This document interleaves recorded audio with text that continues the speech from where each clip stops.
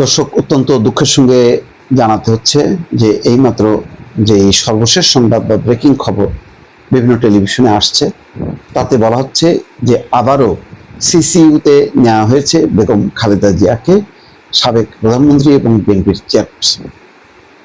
এটা গত কয়েকদিন থেকে একটা টালমাটাল অবস্থা ছিল, তবে গতকালকে বা দুদিন থেকে বলা হচ্ছিল যে তার অবস্থার উন্নতির দিকে, এই জন্য তাকে কেবিনে রাখা হয়েছে। এখন কেবিন থেকে আবার নেওয়া হয়েছে। তার ফুসফুসের অবস্থা খারাপ এবং নিউমোনিয়ায় আক্রান্ত হয়েছে, এই খবরগুলো হাসপাতাল থেকে আসছে এবং তার একটি বোর্ড, মেডিকেল বোর্ডের নিবিড় পর্যবেক্ষণে আছে। বেগম খালেদা জিয়ার সুস্থ হচ্ছে আবার অসুস্থ হচ্ছে, এই যে একবার সুস্থ আবার অসুস্থ হওয়া, আবার কেবিন থেকে সিসিইউ বা আইসিইউতে যাওয়া, এই লক্ষণগুলো আসলে ভালো না। এখন কিছু করাও নেই। এটা বিএনপির জন্য একটা, ঠিক এই সময়টা বড় দুঃসংবাদ বা দুশ্চিন্তা।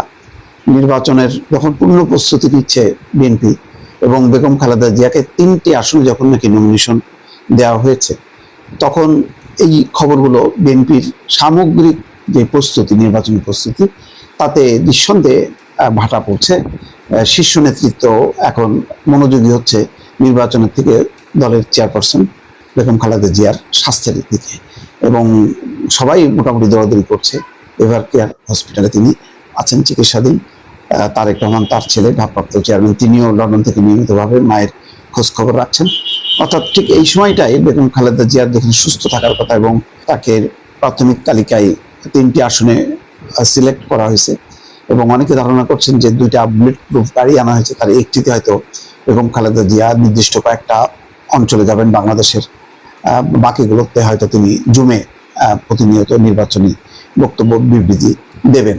তো ঠিক এই সময় বেগম খালেদা জিয়ার এই অবস্থাটা দুশ্চিন্তার, উদ্বেগের, নিঃসন্দেহে। এবং আসলে এখন করণীয় কিছু নেই। বেগম খালেদা জিয়ার এখন যে শারীরিক অবস্থা, দেশের চিকিৎসা ছাড়া এখান থেকে বিদেশে নেওয়ার মতো অবস্থাও নেই। লন্ডনের চিকিৎসকরা অলরেডি তার যতটুকু সর্বোচ্চ চিকিৎসা দেওয়ার সেটা দিয়েছে এবং বলেছে যে এখন তাকে নিয়মিতভাবে তাকে দেখভাল করতে হবে, পর্যবেক্ষণে রাখতে হবে, এবং কিভাবে চিকিৎসাটা করতে হবে সেটা অনুসরণ করতে হবে। বেগম খালেদা জিয়ার অবস্থা একেবারে র্যাপিড খুব ভালো হবে তা না, যতটা সুস্থ রাখা যায় এটাই হচ্ছে সবচেয়ে বড় চ্যালেঞ্জ।